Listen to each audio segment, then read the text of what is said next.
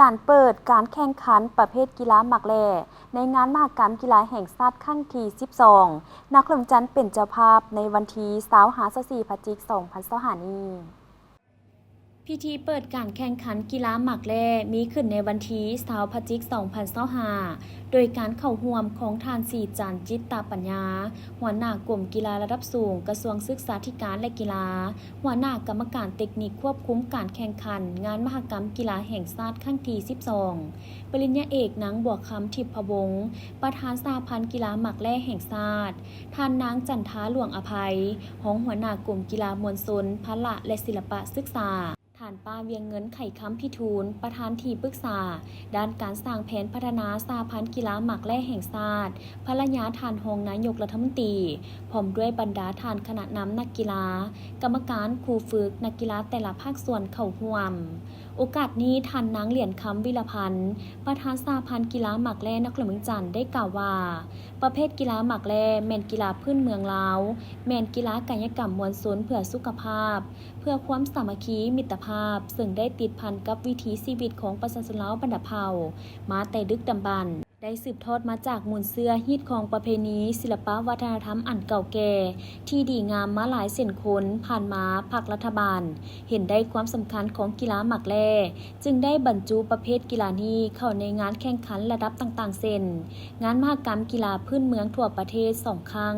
งานมหกรรมกีฬานักเรียนมัธยมทั่วประเทศ1ครั้งและงานมหกรรมกีฬาแห่งชาติครั้งที่3มีนักกีฬาเข้าร่วมแข่งขัน 1,250 คนหญิง514 คนชิงเหรียญทั้งหมด180เหรียญในนั้นเหรียญคำ60เหรียญเหรียญเงิน60เหรียญและเหรียญทองแดง60เหรียญนอกจากนั้นยังได้เข้าร่วมสาธิตการลีนแสดงในวันสำคัญของภาคของชาติหลายกว่า10ครั้งท่านกล่าวตื่มว่าการแข่งขันประเภทกีฬาหมากแล่ครั้งนี้จะกลายเป็นสัญลักษณ์แห่งความสามัคคีมิตรภาพอันเป็นปึกแผ่นและความเป็นจิตหนึ่งใจเดียวของคณะนำนักกีฬาจาก15ภาคส่วนตลอดฮอดกรรมการตัดสินการแข่งขันครั้งนี้บ่เพียงแต่การแสวงหาชัยชนะหรือความเป็นที่1เท่านั้นแต่มันยังมีความสำคัญเติมอีกคือเพื่อส่งเสริมให้วัยหนุ่มนักศึกษาใช้เวลาว่างให้เป็นประโยชน์และห่างไกลยาเสพติดเพื่อสร้างให้มีสุขภาพแข็งแรงทางกายและจิตใจ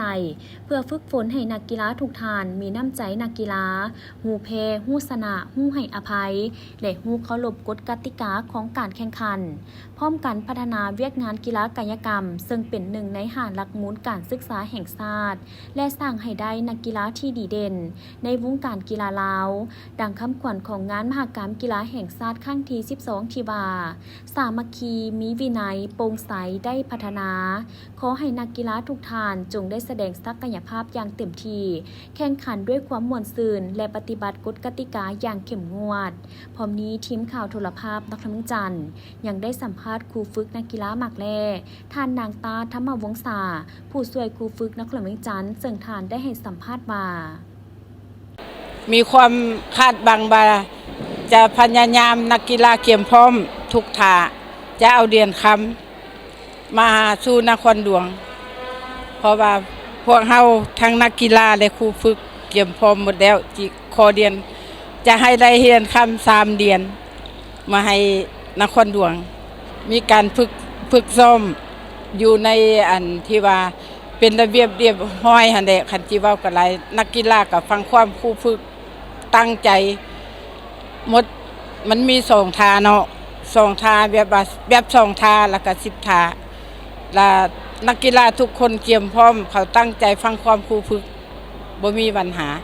มีความสามัคคีฮักแพงกันเพราะว่านักกีฬาเฮามันบ่ได้มาจากบอนเดียวมันมีแต่แข่งจำปาสักแล้วก็นครหลวงและมาแต่โรงเรียนส่วนใหญ่แม่นมาแต่บรรดาโรงเรียนคือว่าโรงเรียนอันลงคำสร้างแล้วก็โรงเรียนอันปากงึมแล้วก็นครหลวงเฮามี18คนแล้วก็ครูฝึก2ก็ขอฝากความอยากให้กองเชียร์ทุกคนหันแหละเชียร์นครหลวงเฮาเพราะว่าขอให้นครหลวงเฮาเป็นเจ้าภาพดีต้องให้ได้เหรียญคำฝากความอันเชิงนักกีฬาเฮาให้มีอยู่ในกฎระเบียบกติกาที่ว่า เพิ่นวางลงมาให้ถูกต้องให้มีความสามัคคีบ่ให้มีปงใสหั่นแหละมีความสามัคคีเฮ็ดให้ถูกต้อง